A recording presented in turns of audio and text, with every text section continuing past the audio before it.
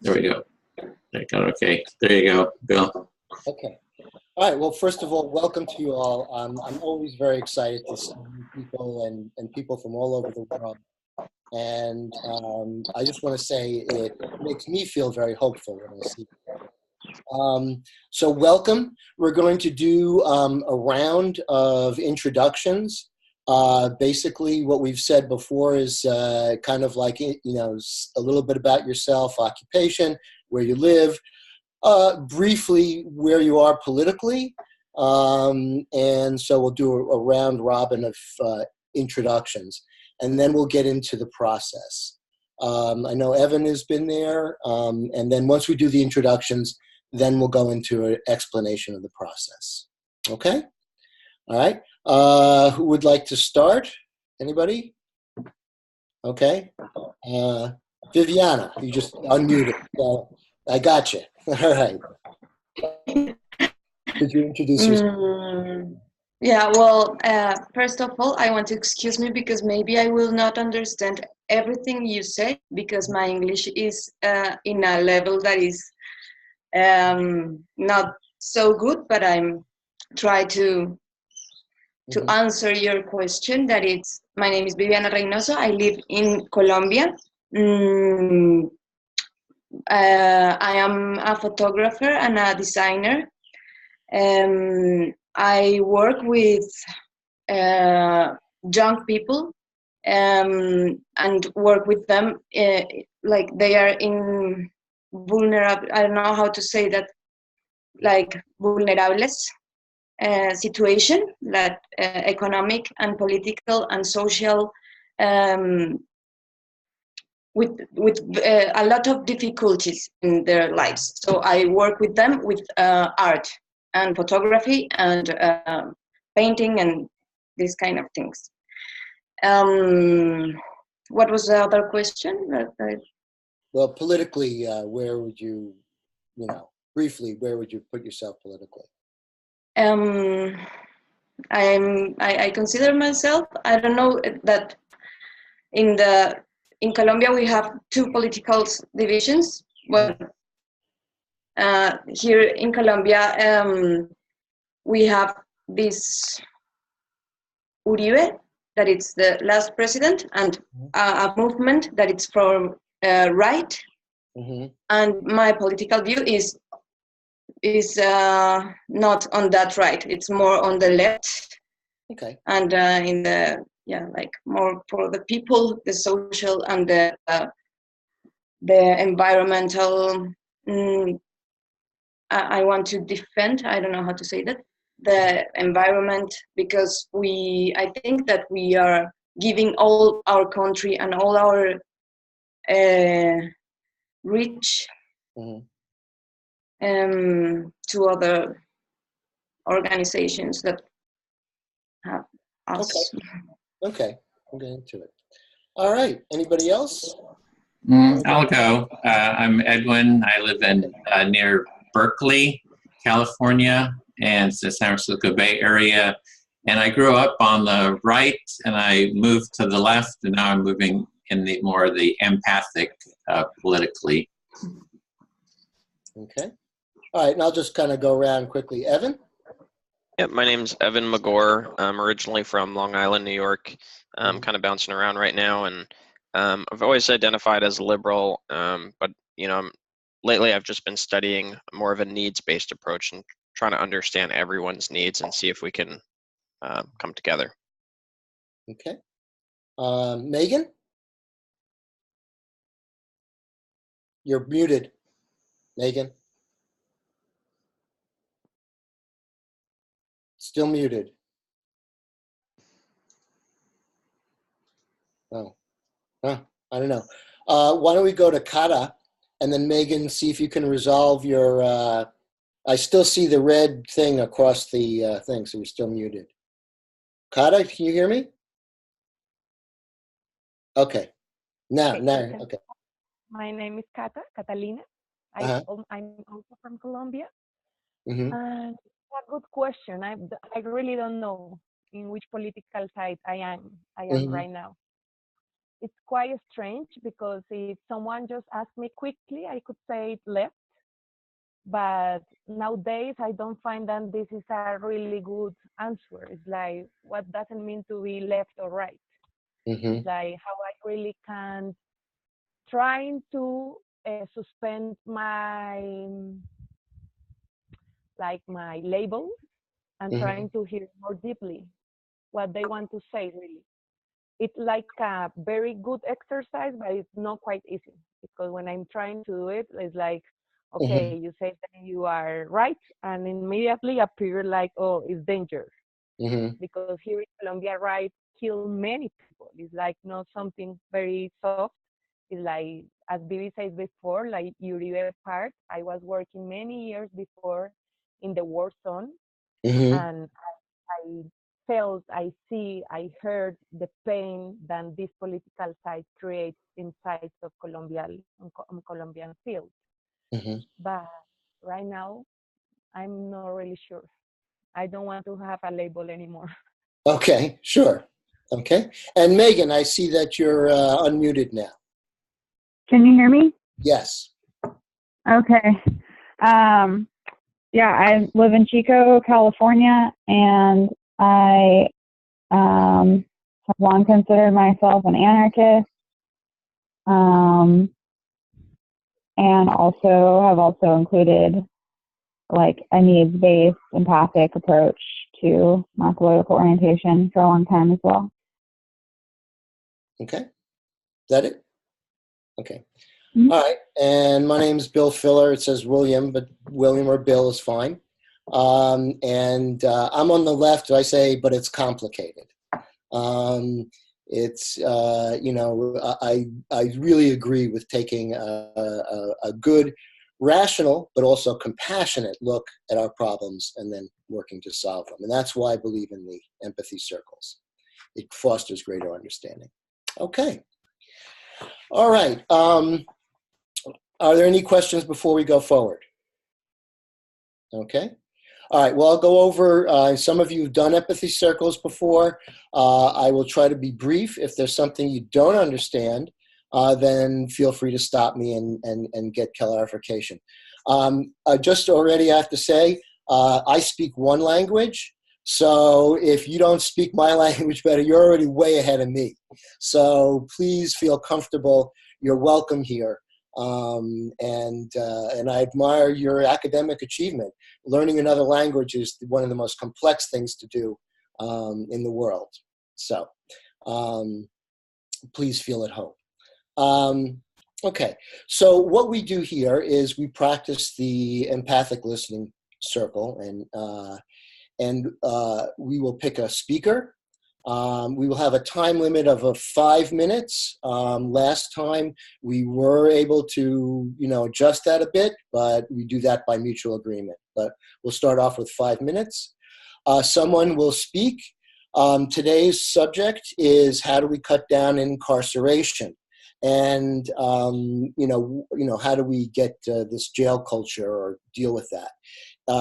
As a brief introduction, in the United States, we've just had some major movement on both sides of the political aisle to, cut down the automatic incarceration that we have. The United States incarcerates more people per capita than any other country in the world.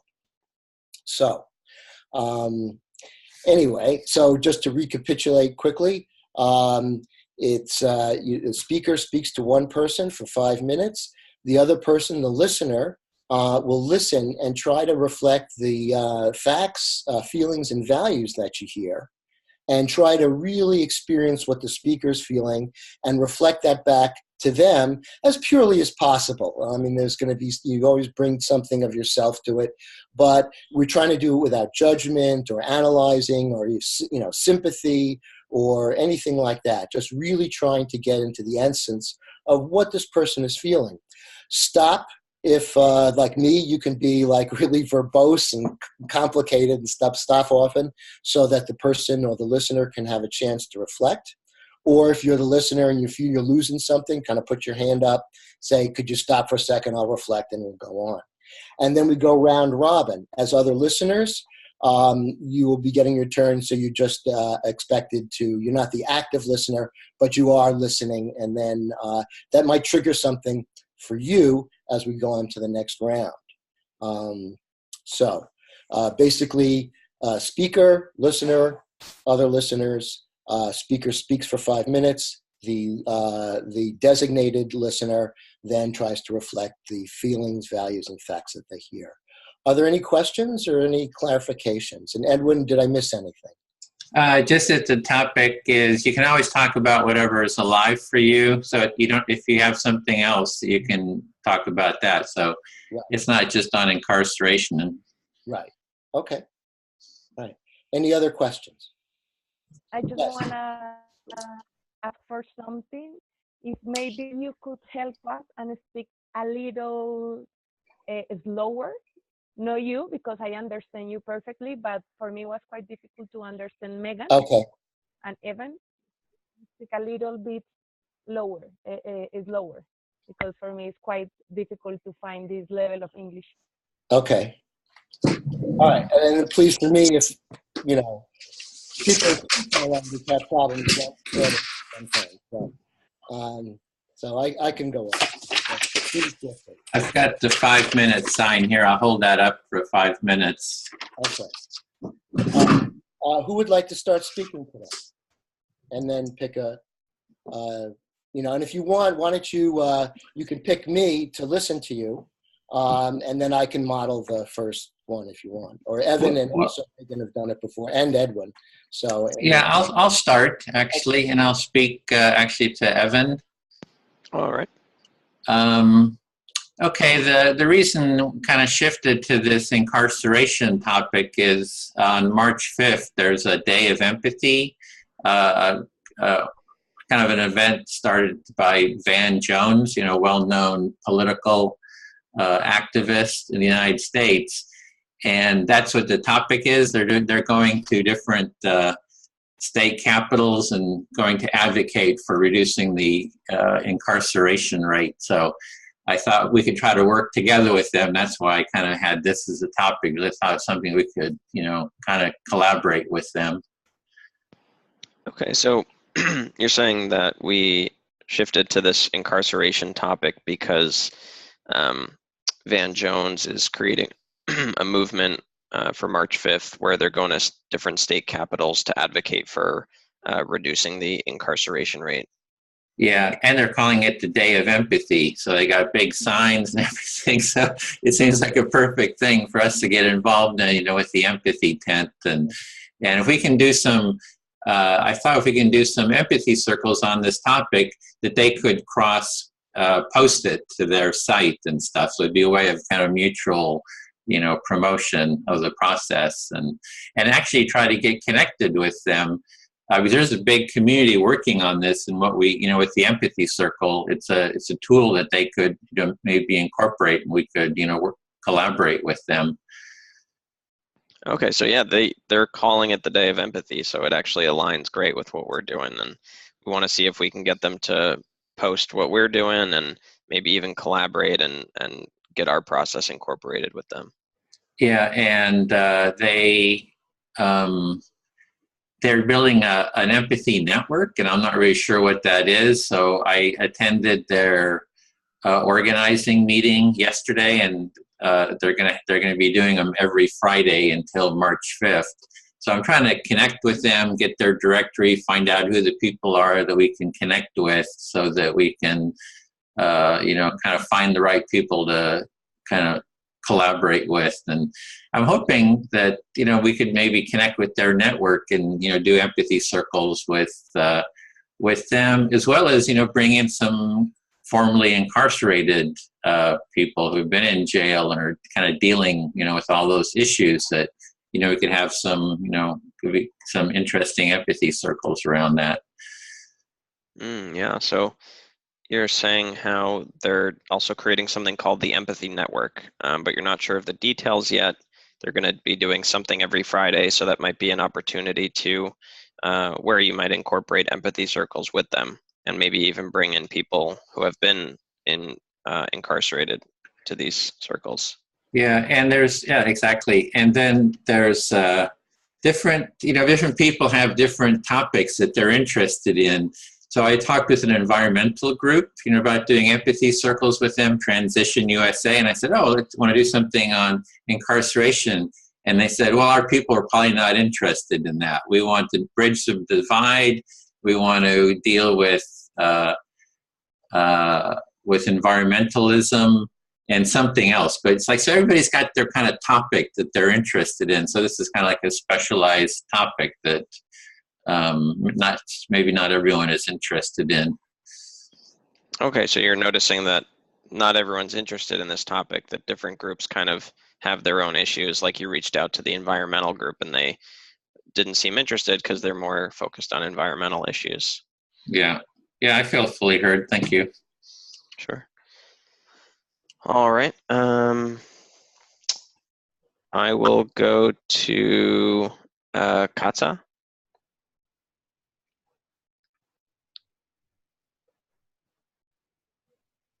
All right. I don't know if I'm waiting to see if you're going to unmute. Okay. It looks like she's still muted. Can I help with the unmuting? You're still muted.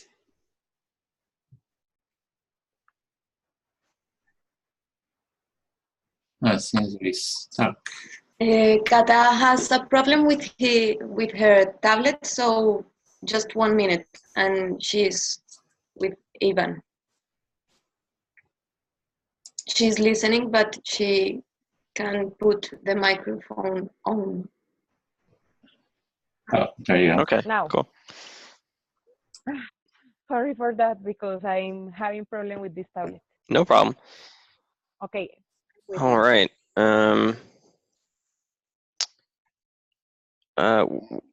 What comes up for me with incarceration, and I know I've talked about this in a few circles, is free will. I think that society is still very much entangled with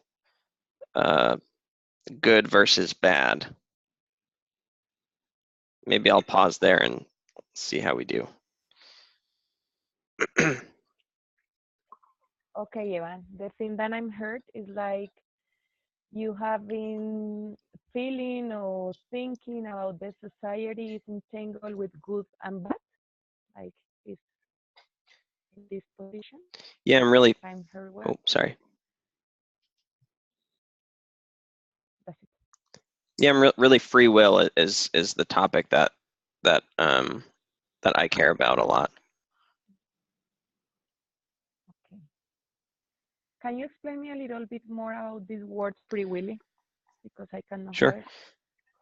I heard, but I couldn't understand. Yeah, so free will is the idea that humans create their own story.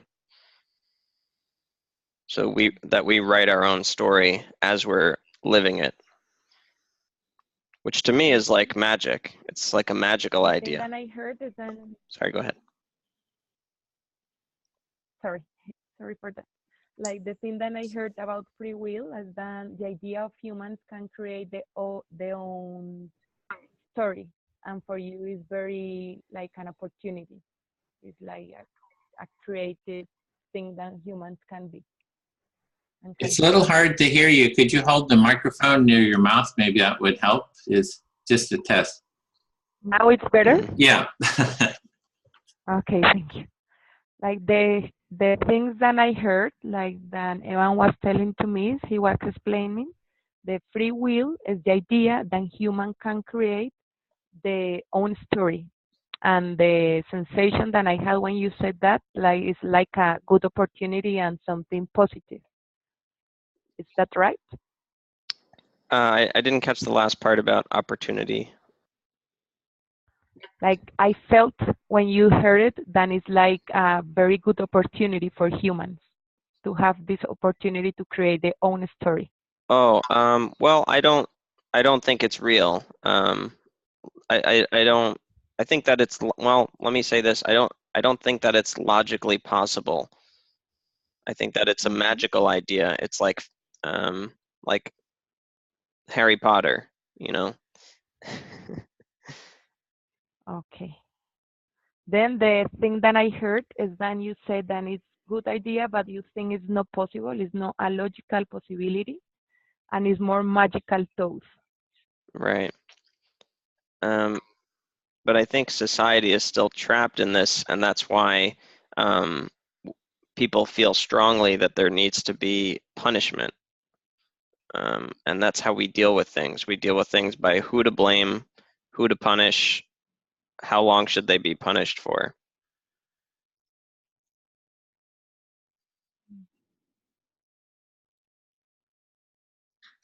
Now I have a feeling, the thing that I heard, that is like hopeless, like it's difficult to be in this society than they want to punish the other people. Is that right? Hmm.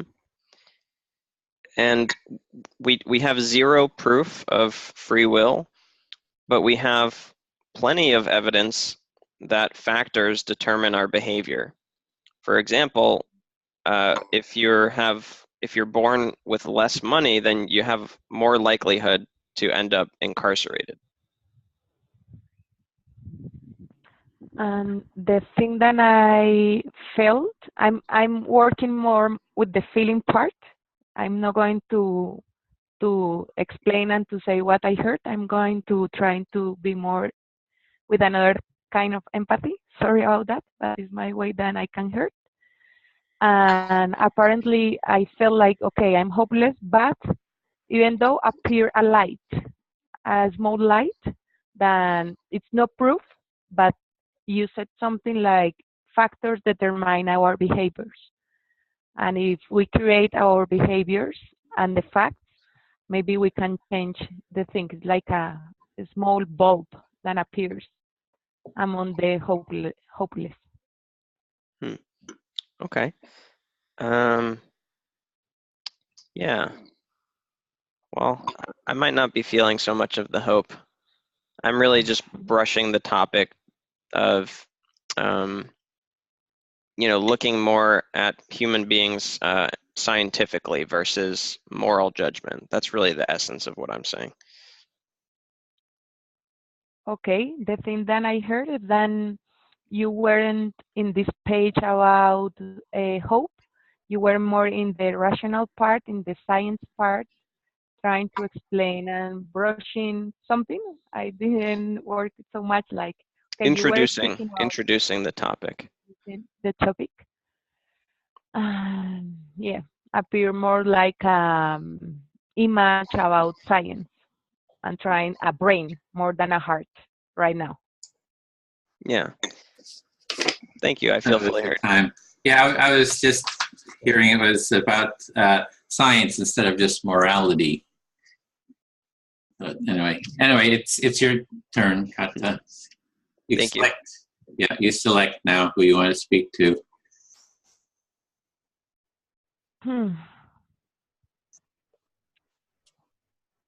Okay, I think I pick William. Okay, I'm listening. Okay, the feel that I'm feeling about jail and incarceration is like a pain for the humanity.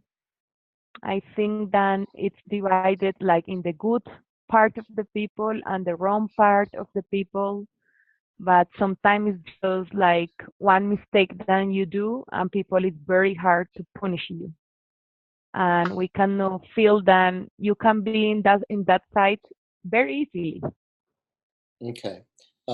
And I may have gotten a couple of things wrong. So you feel that the incarceration is almost like a wound in human society, and Yeah. that it's very easy once you do something to be labeled and then to be,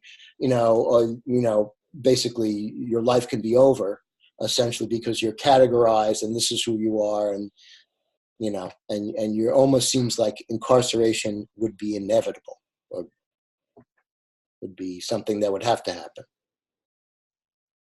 Okay. Yeah. Okay. Yeah, I felt listen about the wound part. I Mm-hmm. think like it's like something that quickly appears to me also is like the word of freedom and liberty, and how can someone just can take your freedom very easily. Mm-hmm. And yeah, and it's an issue. Yesterday I'm gonna trying to speak like very in a line community communication, like very uh, needle, just like something that appears to me. Okay. Yesterday we were seeing like a video clip about Mhm. Sia, and it's in a cage. And this cage was so huge and was like a little girl fighting with a huge man, and she was trying to create many surprising things like gestures, movements, and suddenly she just knew that the cage has a very huge, like, ¿cómo se dirá? Huecos. Bars? Bars were very large, and you can go out, Mm-hmm. but sometimes you cannot see it because you are so in the feeling that you are in the incarceration mood that Mm-hmm. you cannot see the opportunity, and Okay. was like very impressive. Okay. So you saw a video where there was this little girl in a cage fighting with this man, and and she's trying to do these various things, kind of surprisingly, and trying this and that, and then she realizes that the bars are far enough apart that she could just walk out, Yeah, and that was. yeah, and this, And I'm sorry, and then that affected you. That was very strong for you.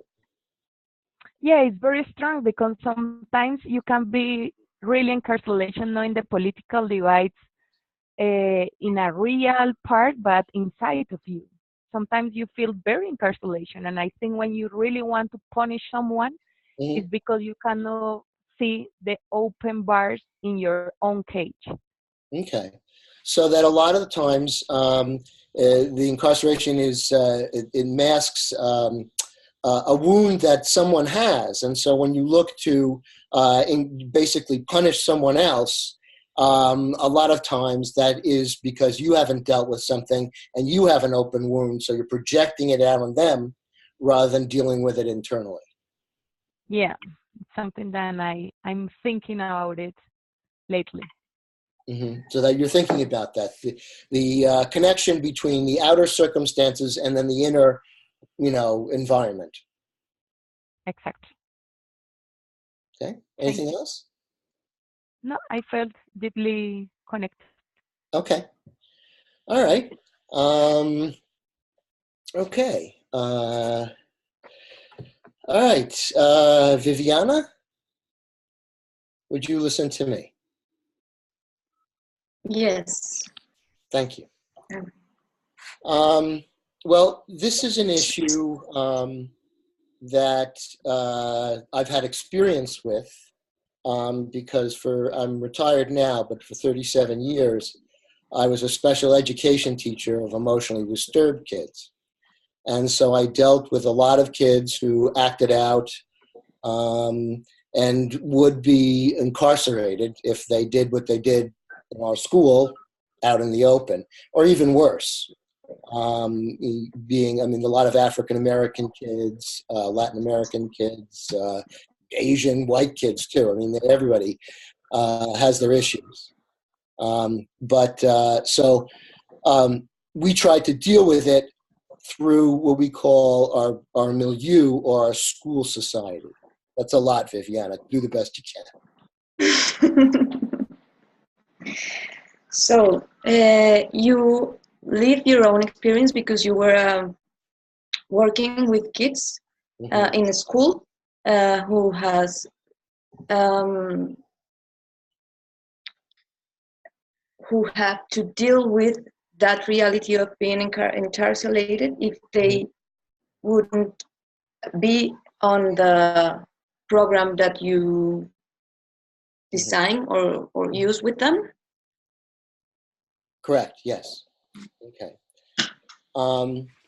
And so I would say, so my experience tells me that I've watched the videos of young African-American men and other men being shot. And I would say that, in my 37 years, low estimate, 2 times a year I would have a student of whatever race act out like that. In other words, act out in a way that if they were outside, they would have gotten police attention. I'll stop there. I'm sorry. The last time I didn't. I don't understood. So I'm just saying that many of my students would have been incarcerated had they done in my school outside. Sorry, go ahead. That in your experience, many of your students will be incarcerated if they will be in the outside. Right. And I would say that 100% of the times they'd be back in school, not incarcerated. And I'd say about 80% they'd be back the next day. So the 80% of them will be back on the school and not being incarcerated. Yeah. Right. I believe that's very strong. I personally put in blood, sweat, and tears to make that happen. I'm very proud of that. Okay. So you feel very, very proud of you, and because you make that 80% being out of jail and not being in jail. Right, but I'll make the other point that I feel very proud, but also being part of a team. And that comes back to what I think Catalina was saying and things like that. I couldn't do it myself. I didn't have the wherewithal. But if you have a scheme and you have people working together as a team, then you can turn that ship around. So you feel good with yourself and proud of yourself because you've been part of that team that made this possible. Right. And not only that, but I did, when I talk about these, police did come. In my 37 years, no kids were harmed, no police were harmed. What's the definition? Police were? Okay.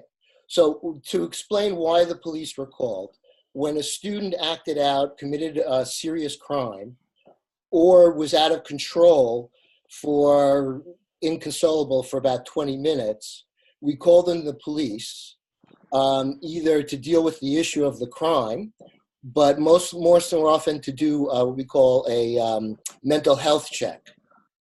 So instead of the kids being incarcerated, they'd be sent to the emergency room for a mental health check.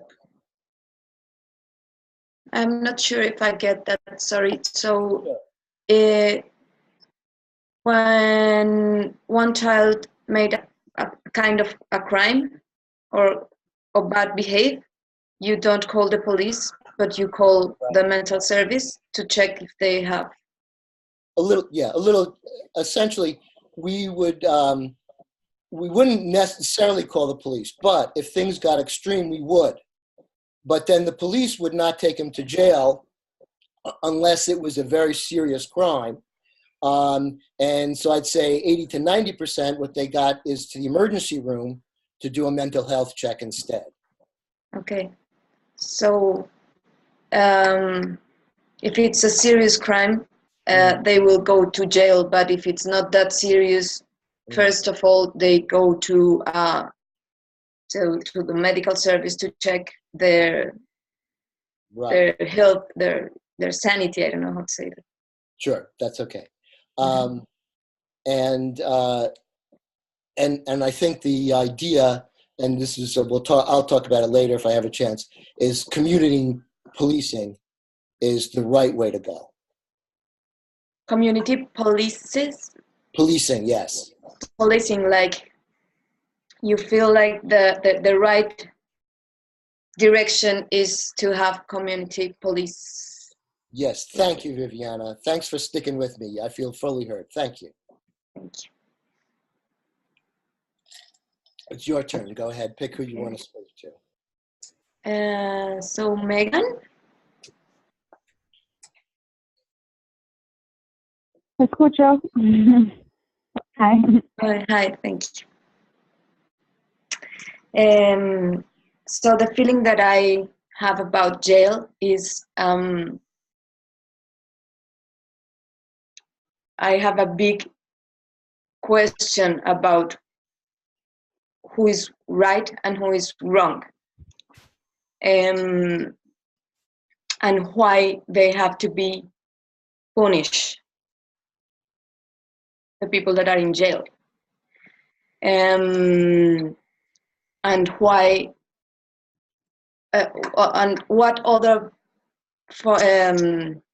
methods, I know, what other options have the society to work with them, not being rejected, but being more, I don't know the word in English, but it's like hugging, you know? So I will stop there. What's the word in Spanish? Abrazar? Acoger. Mm. So I'm hearing that when you think about jails, that you wonder about like why these people are being punished and who decides like what is right and wrong, and if there's another way to interact with people other than trying to punish them, even if they might have committed a crime or hurt somebody. A way to like include them in society. Yeah, because I once listened to a story about the indigenous communities that calls Arhuacos here in Colombia, and if they have one in the tribe who made a crime or do something wrong, all the family and all the community gives them love. They don't reject it, they give love. So I think that I think that maybe there's a lot of people in jail who has mental problems, just what was Will saying. First of all, it's necessary to look in how the health system, the medical system, can help these people, and how the community and the family also can help these people.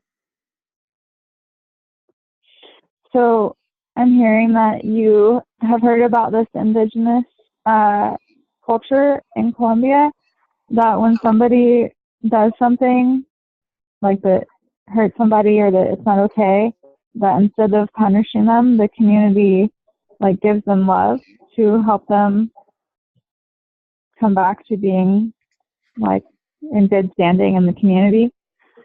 And that you think there's probably a lot of people in jail who really could use that need that, and maybe that the medical community could help more. That there's a lot of people in jail that might more need like help with like mental health issues.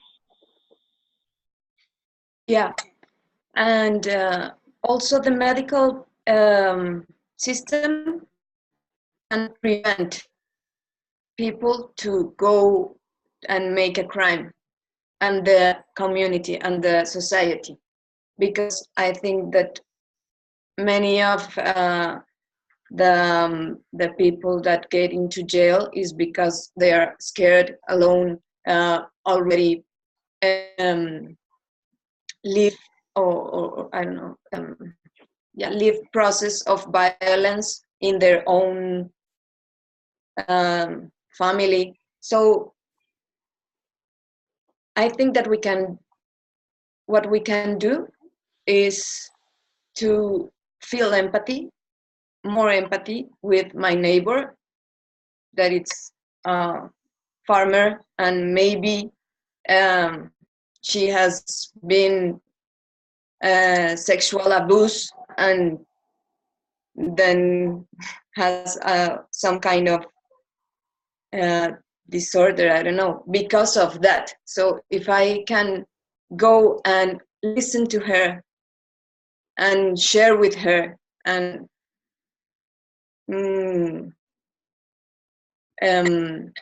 acompañar, like be with her and be with more, really be with the people that are around of us. It's a way for helping another to prevent that. I don't know. Yeah. So what I'm hearing is that you also want, sorry if I missed something, but that you want to recognize all the factors in someone's life that contribute to, like, if they might commit a crime, like violence in their families, for example, or whatever else might be. And that you think that what will help is having more empathy for each other, like for our neighbors, understanding their backgrounds. For example, if one of the neighbors has maybe been sexually abused or raped, and then understanding the effect this has on people, and that what can help is really just being present with people, like accompanying them. You said acompañando to what their experience is. Yeah, and it's for the humanity, for all of us. Yeah, that's the point. Yeah, that you'd like to see that all of humanity acknowledging each other's humanity. Yeah.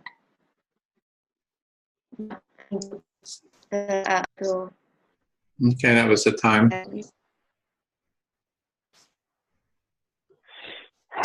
Okay. I will talk to Evan. All right. So I wasn't quite sure what I wanted to say about this topic. I think I, have some probably deep thoughts about it, but they're not like on the surface right now. But one thing you said brought up some stuff for me, like this question of free will, because I think about this too, and about how, like, this idea that people's choices, like, it's almost that, like, whatever choice someone is making is the only choice they could be making, like that idea, which is like the opposite of free will. It's like total determinism. When I think about that idea, I think, well, then that means that the people who are legislating the laws based on right and wrong and punishment, and that they believe in free will, like, if we believe in determinism, then the people who believe in free will believe in it because they're determined to believe in it. Like, there's nothing else they could do other than believe in that. And so we can't change their minds until they just would change their minds anyway. If we accept the premise of determinism. So I'll stop there. Okay. So you're saying you weren't sure what you wanted to talk about with this topic, but something I said about free will brought something up for you, which was that the idea that the choices we make are the only choices we can make, which is often referred to as determinism, which is the opposite of free will. And then there's something that maybe is like unsettling, which is that then the people who make the legislation based on the belief in free will, that their minds can't be changed by us. Well, like, if we're not, if, like, logically, if we're not, like, fully holding people responsible for, like, if it's not really someone's fault that they, like, committed a crime because, I mean, even, yeah, I've like committed a crime, because there were factors in their life that like led them up to that moment. Then it's also not really like the people who are like in power's fault that they're creating the judicial and prison system the way it is, because there's factors in their life that led up to them doing that as well. Right. Okay. So you're saying if it's not people's fault that they're doing things, then that means it's not the legislators' fault that they, hold the power and sort of take advantage of society. Or that they, that people who are in charge of, or who have crafted and are maintaining the incarceration system, it's like, if we accept determinism, then that's the only thing they could be doing too. Like, we can't say that they're morally bad for doing that either, because that's the only thing they could be doing. Right. So the people who craft and maintain the incarceration system, we can't think they're bad either under determinism. Yeah. I'm not. I don't know that I don't think I subscribe to like a. I don't think there's. I don't think I subscribe to like a 100% deterministic worldview, but I certainly don't think we have, complete and unrestrained choice either. Like, our choices, it's more like I think we have like a range of choices depending on our circumstances and the ideas that we even have access to in our brains, based on our life experiences. Like, if I'm only aware that there's, these 5 choices, someone else might say that there's like 10 choices, but I only know about the 5 that I can see. I will choose one of those. Okay, so you're saying you're not maybe on either side of the fence, you're somewhere in the middle where there's a range of choices and some people are aware of more choices than others? Yeah, people are aware of different choices, or different options, I should say, to be more precise with language. And people will only choose from the options that they know are available. And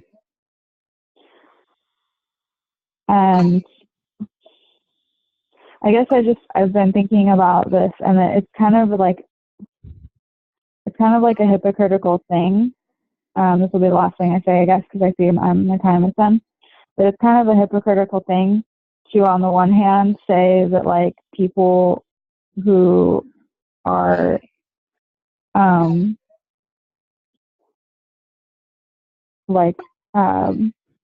suffering from the system aren't really, like, people who are incarcerated, maybe their life circumstances force them into that, but then not kind of have the same understanding of the people who are seen as like the enemy, like rulers, elites of society. Okay, so you're saying it's hypocritical if someone were to say that people who are incarcerated are sort of forced into doing bad things because of their circumstances, but not say the same thing about the people who create and maintain the incarceration system. Yeah. I know that's like a really hard pill to swallow, probably, for like a lot of I don't know, flies in the face of our common discourse. But okay, I'll stop there. Thank you. Yeah, no worries. I'll pass it back to Edwin. Okay, I'm listening. Yeah, so I'm glad that someone is getting into free will with me, because it's one of my favorites. So you're really glad that someone's talking about free will with you, because it's just something you really is a favorite topic of yours. Yeah, and I've probably been through almost every counter argument possible many times with many different people, and I still enjoy it every time. So. So you really sort of explored this topic before and heard all the counter arguments, and you still enjoy it even after hearing all that. Yeah. So I'd love to speak back to Megan's point. And yeah, so for my view, I would say that I wouldn't hold anyone in a moral, sort of religious judgment. I wouldn't hold people that are incarcerated in any sense of moral judgment. I don't find it constructive, and I wouldn't, I would treat everyone in that same way. The people who, contribute to the incarceration system. So you're not wanting to judge people no matter where they fall in society. Right. And I think that's kind of a similar principle to what we do here with the empathy circle. It's, it's not about judging where you came from and how that influenced your beliefs. It's just about, okay, well, we're here. What can we do to improve? Let's focus on that versus, whether someone's good or bad, because then people get defensive and then they say, to hell with this. I'm sticking to my side and screw you guys. Mm-hmm. So you're wanting to look at things non-judgmentally, and you see the empathy circle as sort of a non-judgmental process. Everyone is just looking at life or their experiences and trying to do it in a non-judgmental way. Because if you start if you start becoming judgmental, people will say, well, heck, I'm not going to be here anymore. That they just withdraw. So you're just looking at how to improve life in sort of this non-judgmental way. Yeah. But it's often, I find it's hard for people to accept free will if we don't replace the things that it's entangled with. So free will is entangled with responsibility in our society, I think. So if I take away free will, then oftentimes responsibility starts to come with it. And then people say, what about holding people responsible? I think responsibility is a completely different topic. Responsibility is sort of a foundation, I think, that humans created, almost separate. Well, it can be on its own without free will. We can still hold people responsible. It's just an agreement, I think. Okay, if you hit my car, then you pay me. Does that sound fair? Great, let's make it a law. It's just we just create our own responsibility every day. It doesn't need to be free will. It can be without free will. Okay, so a lot of people are connecting free will and responsibility, and they're afraid that if you take away free will, that responsibility falls away. But you see them as actually separate, and you can just sort of make agreements, and you're constantly negotiating agreements about responsibility, and it can be separate from free will. Yeah, and I think responsibility can actually evolve a lot further if we get rid of free will and we remove that piece of it. Instead of saying, okay, you have to pay for my car because you hit it, so you're bad and you were at fault, we can say, do you have any mechanics in your family? Okay, let's see if we can work something out. Let's take it to the next level and see what would meet everyone's needs the most. Okay, so the responsibility can be evolving, and it sort of happens in a dialogue. So you can dialogue and sort of negotiate the responsibility of, I guess, to everyone's satisfaction. Like, it doesn't have to be you just pay someone, but you find some way of addressing each person's needs.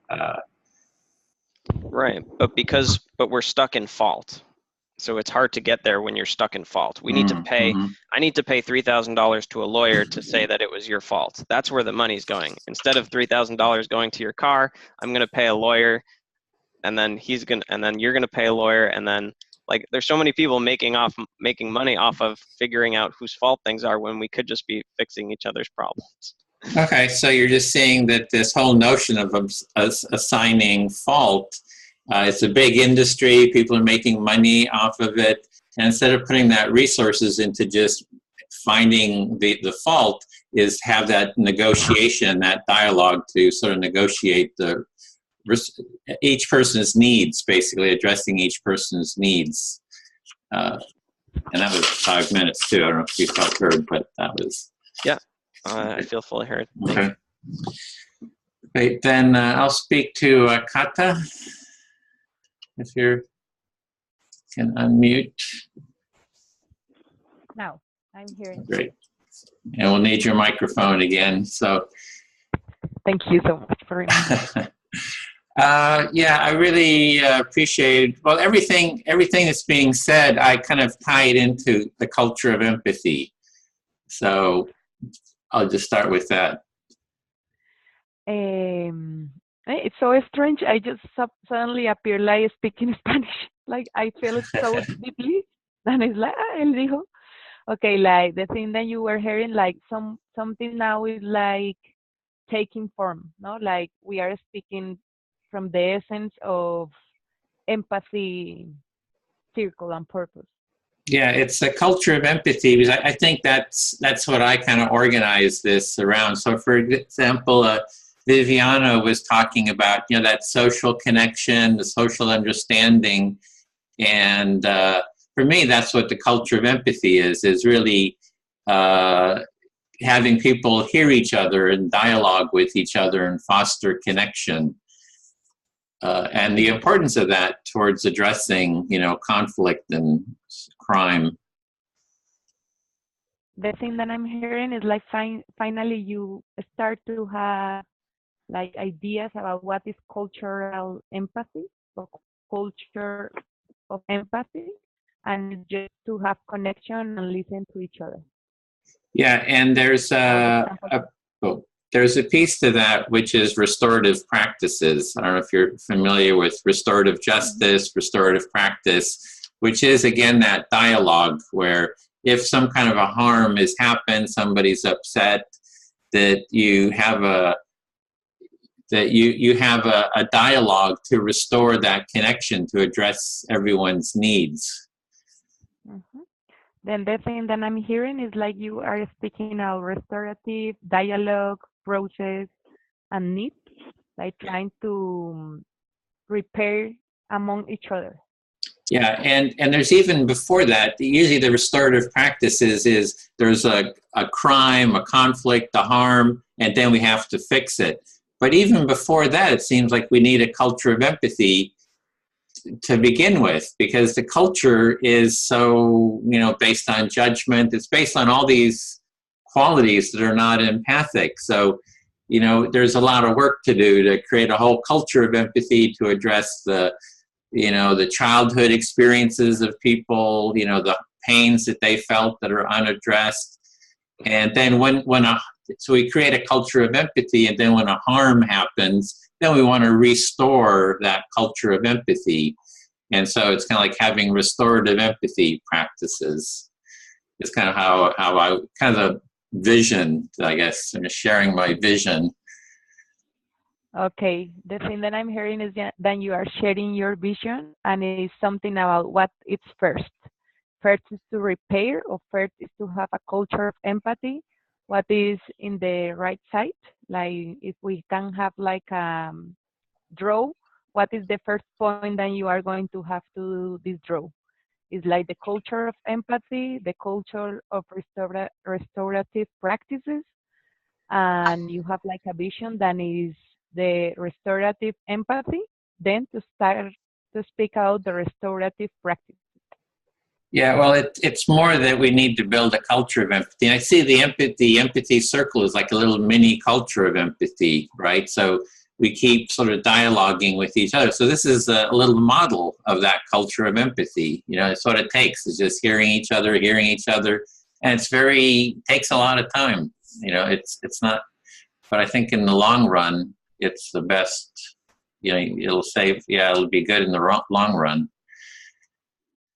And the thing that I'm hearing is the point that you were speaking about before is the build, how we can build this culture of empathy and restorative practices, but it's like quite challenging because create like a long time to do it in this time that everyone is rushing, but in the long time it's a very good idea because we are going to gain more time.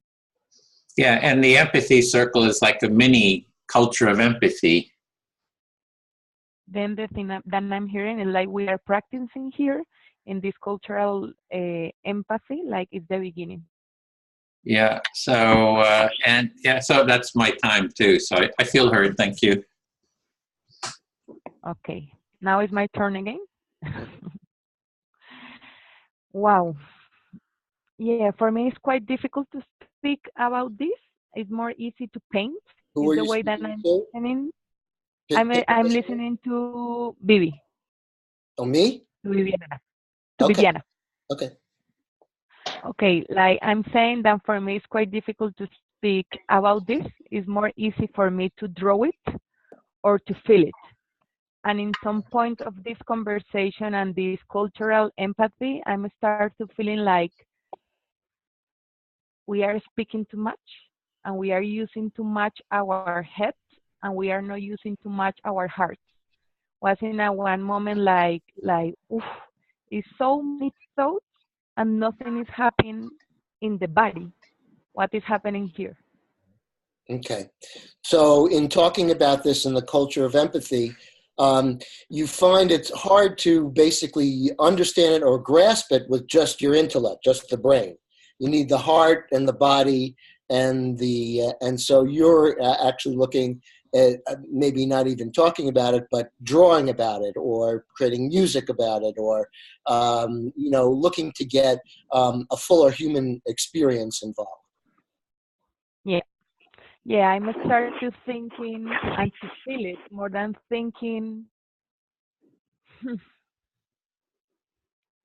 how we can feel another new possibility, but no in our mind, no what I think about one term or another, like free will or hypocritical or um, doing alone or doing with others. But what happens if we do it, like take the action to start to know what is it, like to how possible future can emerge.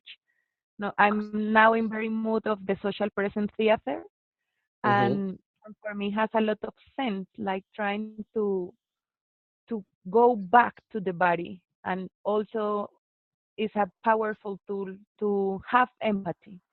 What happens if we just shut down for a little our thoughts and we become for our body? Okay. So in really addressing this issue of building this culture of empathy, what you're feeling is you felt that that does not think about it or talk about it, but do it. And so one thing that was very inspiring to you is the is like social theater and expressing things and and basically trying to give people a more a rich experience of empathy. Yeah, Okay. yeah, it's that. And I'm thinking also, and came to my mind was what the what powerful tool is it, like to have empathy circles. And when Ivan was like expressing the feeling that they have when you speak about empathy and you are not trying to gain or not to lose, just to feel and to be heard, how you can feel you can really can connect deeply with the another person. Okay. So you're saying that when you eliminate the kind of social, win-lose, get over on somebody, kind of scorekeeping of social relationships. And you just get into empathy, which is the goal is just to experience what somebody else is experiencing or feeling. That helps. That's a good step in experiencing empathy. Yeah, the main point was like this circle empathy is a powerful tool. Okay, so you feel that the empathy circle is a powerful tool. Yeah, and that's it. Thank you. I feel very heard. Okay, all right. Okay, I'll talk to Megan. Okay. Okay, great. So it was very interesting about free will. I've heard about it, and I've talked about it. In my work, we had to deal with that practically. So we call it, so in science, we call it nature versus nurture. That was the issue we dealt with. So I might have a student who was autistic, and neither that student nor I could do anything about that basic condition. I'll stop there. Okay, so I'm hearing that the discussion of free will is bringing up thoughts for you about how you related to that idea in your work, specifically about the ideas of nature versus nurture. Right. And that if somebody is autistic, for example, there's nothing you can do about that basic aspect of their person. And that's nature. But how that student interacted with their social milieu and the world, the goals, the aspirations they had, that was nurture. And I have to say that with working with the team, we could see change where the student then had different conceptions, different projections into the future than they would have if we hadn't intervened. So then the other half of the equation, like someone having autism, for example, is nature, and then the other half of the equation is nurture, which is how you interact with a person and how you encourage them around their goals or what goals they might have and their behavior. And so what was the last thing you said? Well, just that the students could change.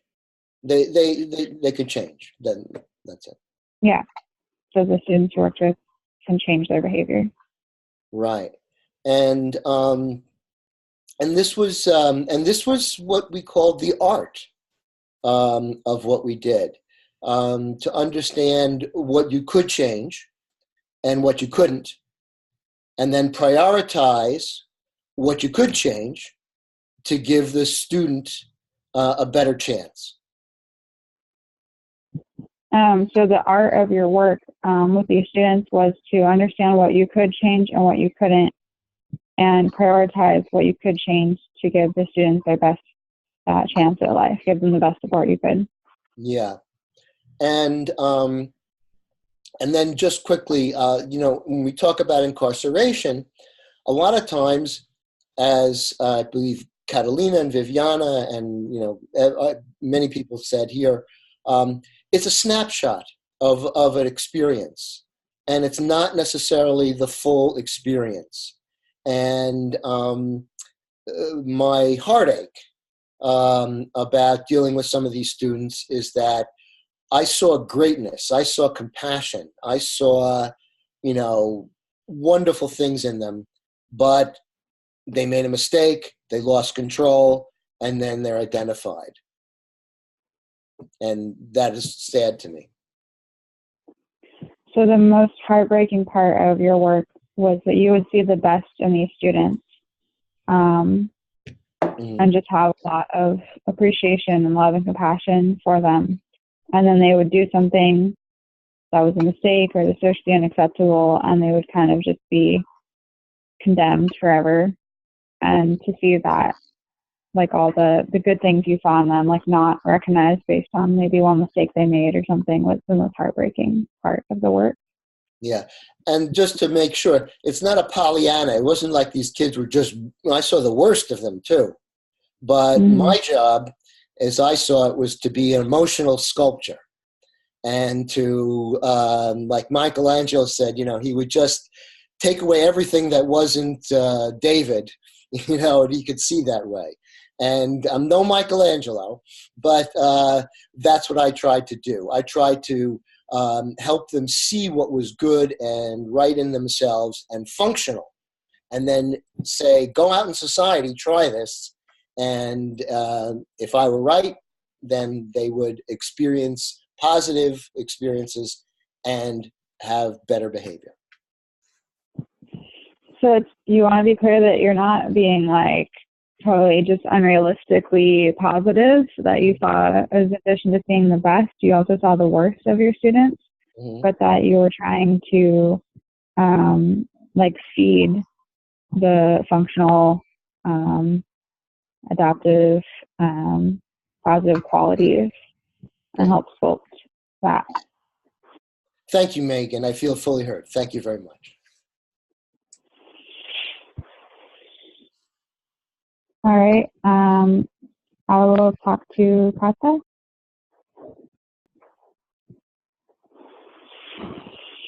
I'm here.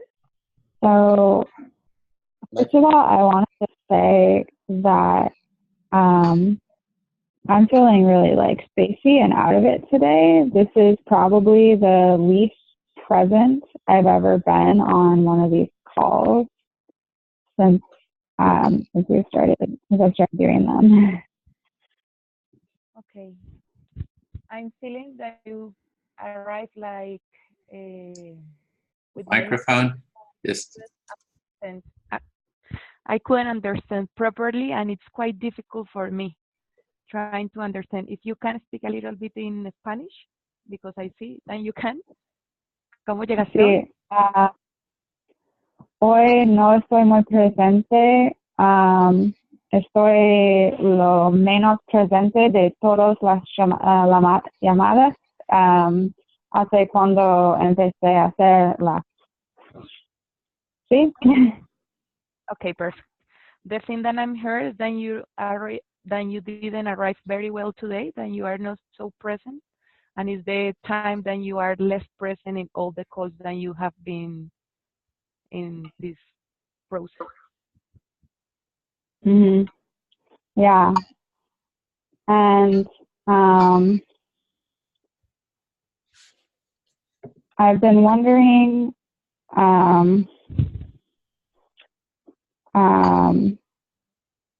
because, like Edwin was saying, como dice Edwin, estamos intentando hacer una cultura de empatía, pero el enfoque es las políticas, pero ¿qué es el equilibrio de compartir cosas personales también? That I'm hearing is that you were hearing Edwin, that he was speaking about the culture of empathy, but now you are wondering what is the common purpose about the emotional and personal empathy and the political side of the empathy. Yeah, like I want to focus on the political theme, and then sometimes I'm thinking it would be kind of nice in these circles to share things from my personal life, even though, I've been in empathy circles that weren't about politics at all. He estado en círculos de empatía sin temas de política. And I'm not trying to change this into that, but it might be nice sometimes to have maybe like a check-in about what's going on in our personal lives or something. because I think this also really humanizes us, especially cuando hay gente de otros lados, políticas más conservadores, por ejemplo, es algo más humano de compartir mis luchas personales en mi vida, con familia, con trabajo. Okay, the thing that I'm hearing is like you are not so used to speak about the circle of empathy in politics than you were most used to speak about the personal thing, and you are wondering if when we are speaking about politics, that is a very hard issue, wouldn't be very useful to start to check in how I'm feeling today, what is happening with my family, with my problems, with my work, and maybe this can be like a step to close the bridge about the divided. Yeah, puedo decir en español humanizar, Humanizar? ¿no? Sí. Sí. Yeah, and humanizar. it's a way to humanize the field, like when you start to speak about how you are really. Yeah. Wow, it feels really good to share that, and also to have this like bilingual empathy with you right now. That feels really good. So I'm celebrating that. Okay, the thing that I'm hearing is that you feel like very good right now because you can express yourself, and also because you can do it in 2 languages and feel very good for you. Yeah, and this is not related to incarceration directly, but I've been wanting to have to start circles in Spanish. This in Spanish, but I haven't had, no tengo la confianza totalmente de hacerla solo con mí misma. Mm-hmm. The thing that I'm hearing is that this is not a topic related with incarceration, but a need that you have to have circles in Spanish, but also to gain the confidence to do it. And if you need it, I'm here. Yeah. We can. Like yeah, I'm interested in having circles more like between people in like in Latin America and in the United States. Maybe with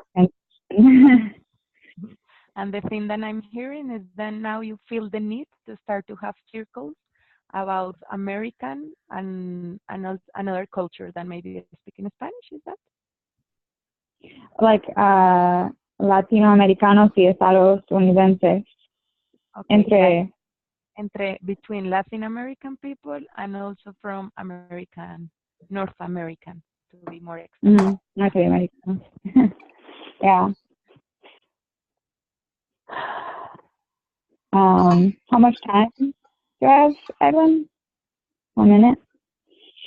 I guess one thing that is kind of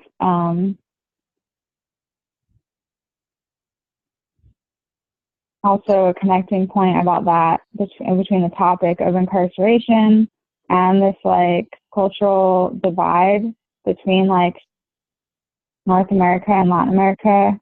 There's so many things, but there is like like one intersection between these things, which is the detention centers, but the immigrants that are coming into the United States are being kept in. That it's not even like for committing a crime. Although of course some people think it is if they're crossing the border. I don't think I even have time to get into that. No tengo tiempo suficiente para profundizar, pero quiero nombrar el tema. Okay, the thing that I'm hearing is that you feel the need to at least to speak about what is happening between Latin American people inside of U.S. of the detention centers and what is the role that is happening there. What is happening? Yeah. I'm very grateful, Danny.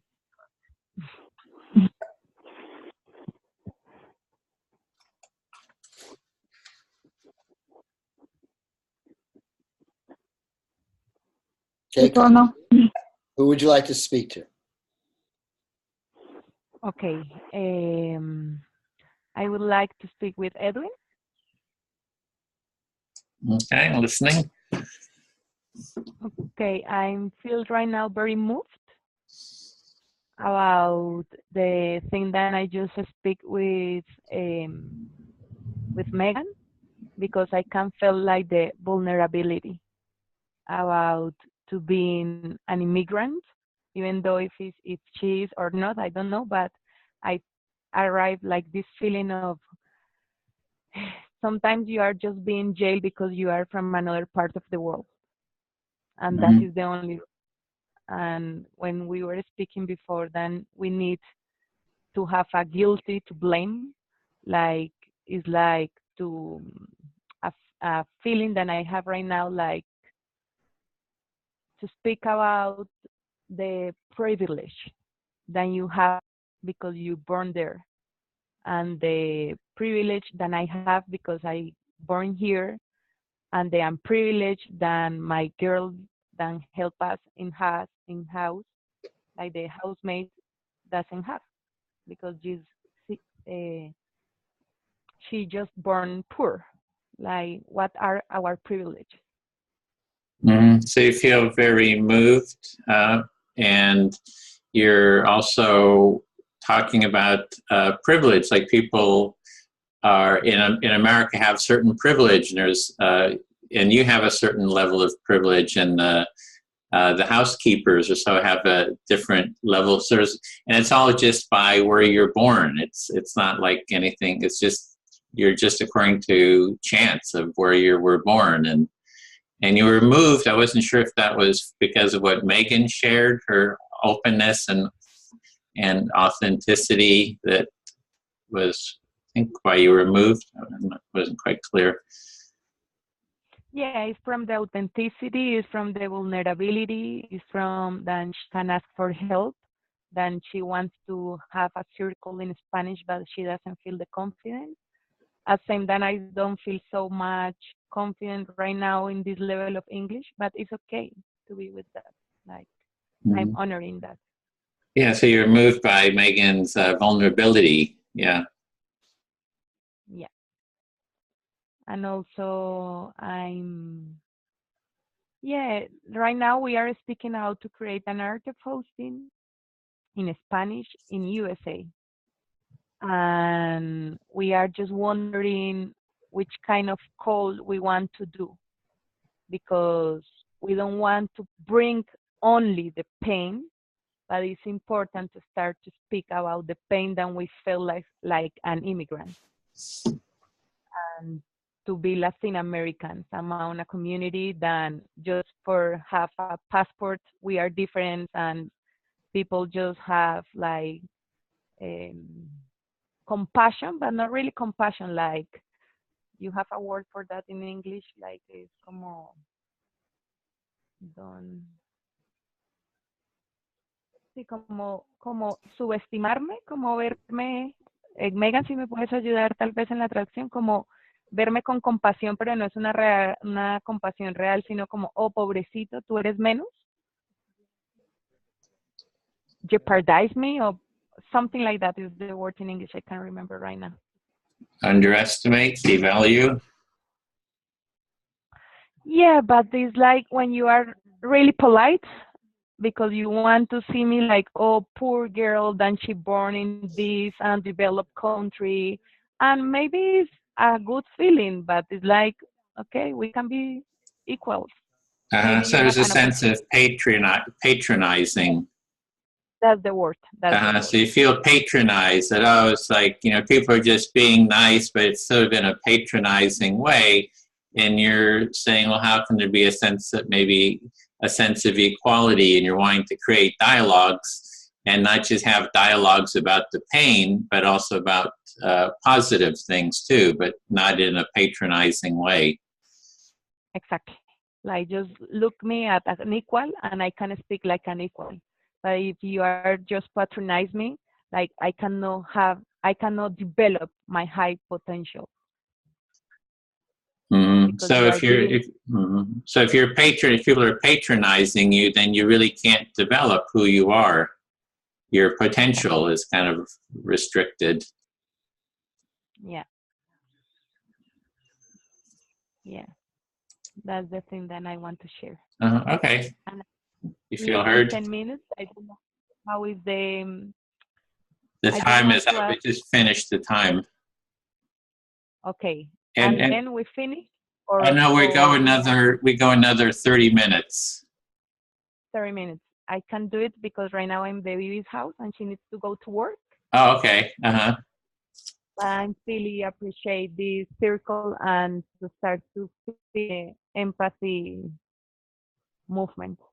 Oh, great. Well, it's a pleasure to have you take part. Really enjoyed it, and hope you come back next week or other times too that we have. It'd be great to have you take part, Yeah, we and will. to continue the conversation, continue the dialogue, and go deep. Okay, thank you so much.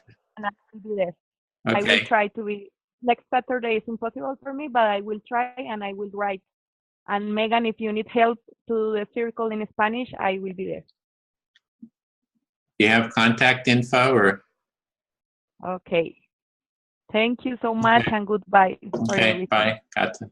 Bye. Thanks. Okay, then I'll speak to Evan. All right. Okay. Yeah, so it kind of came up with the quality of, how do we get deeper into what's real, what people are feeling, kind of have, and that's come up in other circles too. It's like, how do you go deeper, basically, in the sharing? Yeah, so you're sort of bringing up this topic that people have brought up before. It's like, how do we go deeper in these circles?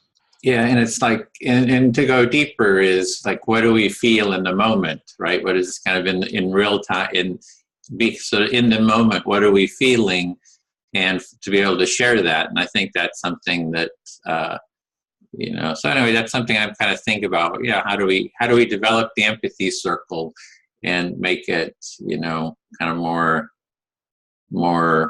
I don't know, more powerful, deeper, and so forth. So you're wondering how we go deeper and how we get present with the feelings. Yeah, and I know in some of the other groups, it was, people that had NVC background, and they want to do feelings and needs. But for sort of an introductory circle to bring it into the political, people just don't know that language. They don't know what we're talking about. So, we have to have something that's sort of accessible to the political, people who are engaged, not in that, don't have that sense of awareness or don't have that vocabulary. So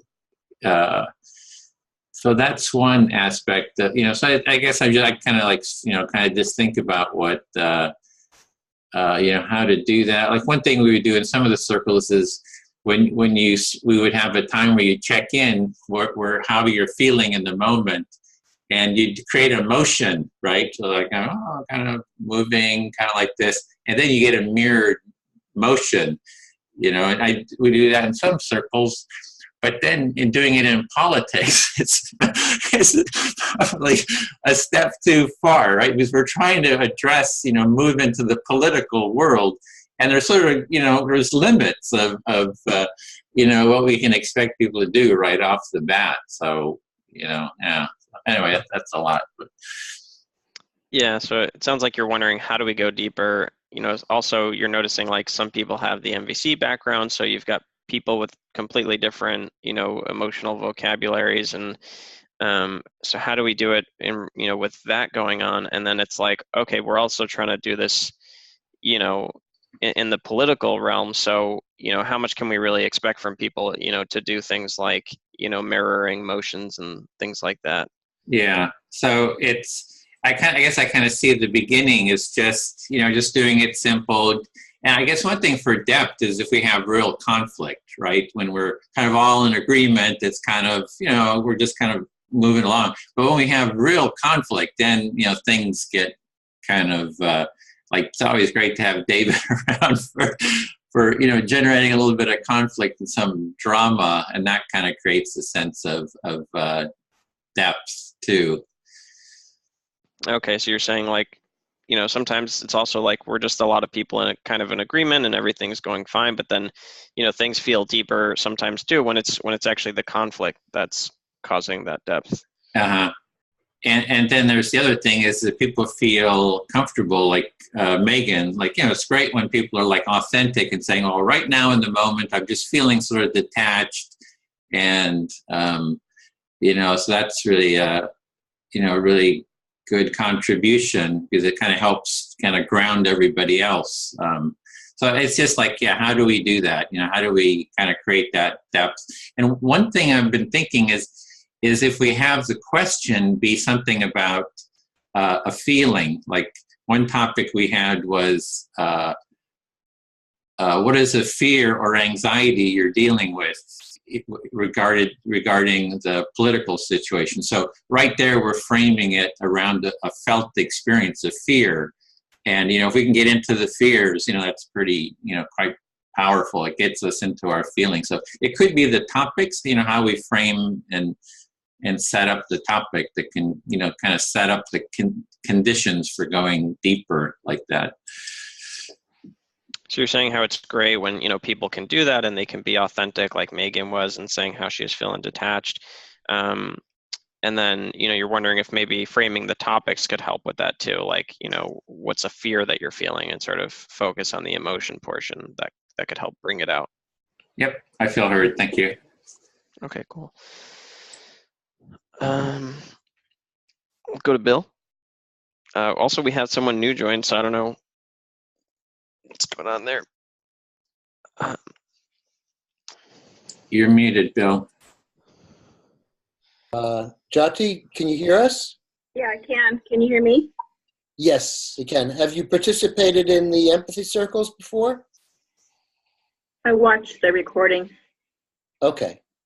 All right. Well, Evan, you can talk to me, and then Jati, you can kind of see, and then we'll try to get you involved, or you can talk right to Jati if you wish, whatever you. Okay. I think I'll still stick with you for now, and Okay. maybe we can pass it around. Sure. Also, this is being recorded, and it's going to be posted, just so you know. Oh, that's right. Thank you. Cool. So yeah. So it's funny. I feel like there's a lot of people today like wanting to challenge people to go further, more emotional, and specifically referring to me and sort of being more in the head space, in the brain. Mm-hmm. I think it's hard to get people to do things in general, especially when it comes to sharing emotions. I think people share emotions naturally when they feel safe. I think that's how all my relationships go. As I feel safer, I just start sharing emotions. We don't talk about, hey, let's start sharing our emotions more. No, it just happens when you feel safe because there's no reason not to. It feels good to share your emotions. Okay. So you were reacting to the issue about revealing or getting deeper with emotions. You felt that it was somewhat a reflection on you, that you feel that you were in your head, and that what you feel your experience is that sharing emotions, saying we're going to do it is somewhat artificial, but when you start to feel emotionally safe, then you open up naturally. Yeah. And I especially don't feel safe sharing emotions and personal experiences in the online, especially like political sphere. It's really tough for me because I constantly see people attacking each other, and it just gets my nervous system going. I guess this is sort of me trying to at least brush the topic, and sort of share emotions in that way. So I'll share emotions around the topic, I guess. Okay. So you feel that it doesn't feel safe for you in the political online format because you've just seen how many people have been savaged by other people. And so this is sort of a way of you're sort of kind of like getting comfortable with it, your emotions in, limited areas. Yeah. And I will say that I was kind of one of those people attacked me in person, not physically, but verbally. And it was terrible. Like, I feel like I'm still recovering from it, and that was months ago. So it's just not for me. I just can't. I just don't have the nervous system for going through that, or I don't know. Maybe I need to get back in the game and have more people yell at me to get used to it. I'm not sure, but it's not good. I don't like it. Okay. So you were traumatized. You have some PTSD about being yelled at and savaged verbally online months ago, but you're still reeling from the effects, and you're kind of struggling with whether to kind of sort of like move on from that and then overcome that and stuff, and also just feeling that, wait a minute, getting into online arguments is not really what I'm about. Yeah, I guess I'm just worried that if I share my emotions, people will then use that to attack me, and Mm-hmm. it just feels too vulnerable to me. I feel super protective ever since that moment. I don't want to, even if Batman had me upside down in an alleyway, I wouldn't share anything with him if he was asking me the location of somebody in distress or something. Okay. So you feel very protective about your, sharing your emotions and things like that. And even despite Batman's best efforts to rat out in your neighbors, you wouldn't do it unless you felt safe somehow. Yeah, I'm sticking with just like, yep, not sharing, not going any deeper than that. That was already a lot for me, what I did just now. But who knows? It's the human experience, so we'll see where we go from here. Right. So you felt that there should be a sort of a graduated on ramp, and that you felt that that you are sharing your emotions and are being vulnerable right now, and so you're kind of sit and wait in suspended judgment to see how that pans out. Yeah. So I guess, yeah, I'll end there. Thanks for listening, everyone. Okay. All right, Jyoti. Am Yeah. I pronouncing your name? Is it Jyoti? That's good. Okay. All right. Close enough. All right. Thank you. Well, there's a lot that I'm thinking about. Emotional vulnerability and, the issue of patronizing and all these things. And I just kind of feel they're kind of like weeds in the way of us getting to know each other. And I think it's helpful to talk about it here because it makes transparent or apparent what is usually hidden. I'll stop there. You can. So you're contemplating a number of things and using the parable or analogy of wading through the weeds in a kind of like wondering like how to move forward or how to like proceed or how to initiate connection. Is that? Yeah, what I see it as sort of like a gentle exploration to find out who these other people are. So your comment is about this forum today, what we're doing here? Yes, it's using the empathy circle to discover, how other people are feeling and who they are. So you're still kind of don't have a lot of clarity about where to jump in or where to focus in order to make initial connections in this forum? I don't have really unease because I'm comfortable with a certain amount of uncertainty. That was the nature of my work. And so, but the nature of which I was you weren't here, but I'm a retired special education teacher, sorry. And so I was constantly dealing with novel situations. And and I guess what I'm saying is that the empathy process is a good way to handle those fears and to move forward. So you're finding that this process is a really effective way to handle Mm-hmm. The unknown and move forward. Right, with emotional safety. With safety. Good. And I'll end there. I feel heard. Thank you, Jyoti, and why don't you speak? I don't participate in political things much. So first you just select who you're going to speak Yes. to. No, Okay. one of us. Can I select Megan? Yep. Yep. Okay. Hi, Megan. Hi. I joined this group not because I'm interested in political things very much, but I just enjoy empathy, and it's been a long time since I connected with an empathy group, so I thought I'd give this a try.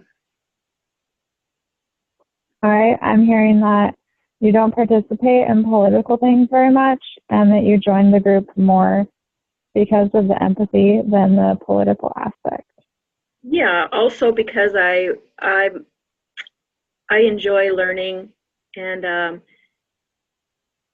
kind of participating in the discovery process of that empathy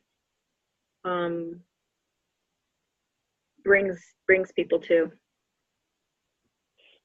So you really enjoy the learning process that can happen through empathy. You're right. And, not being exposed to that frame of mind and that, empathy for a while, it's kind of like nourishing to there's a word for it. Well, it just feels nourishing and supportive just to hear empathy.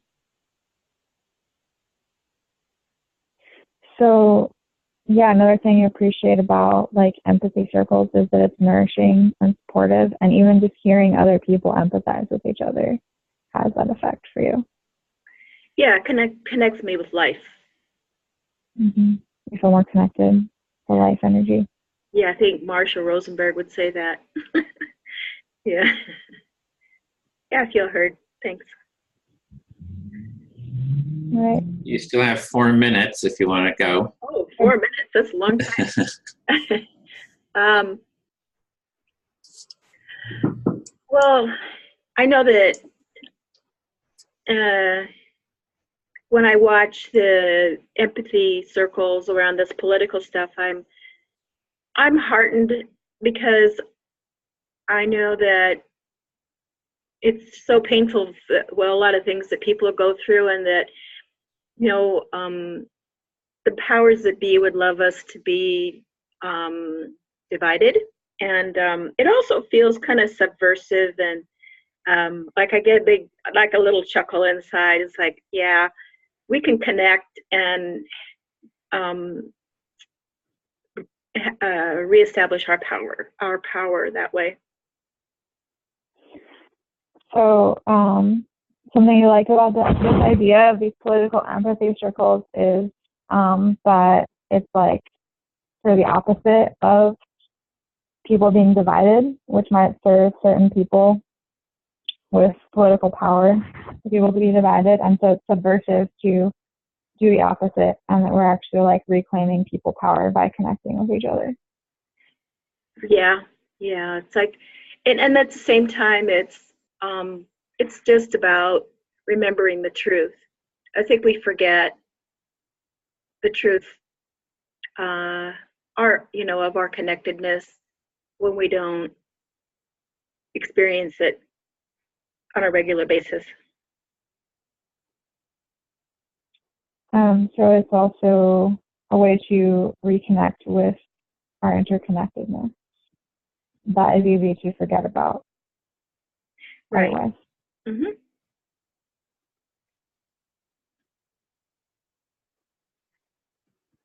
And I enjoy being, feeling included and belonging to something that is aligned with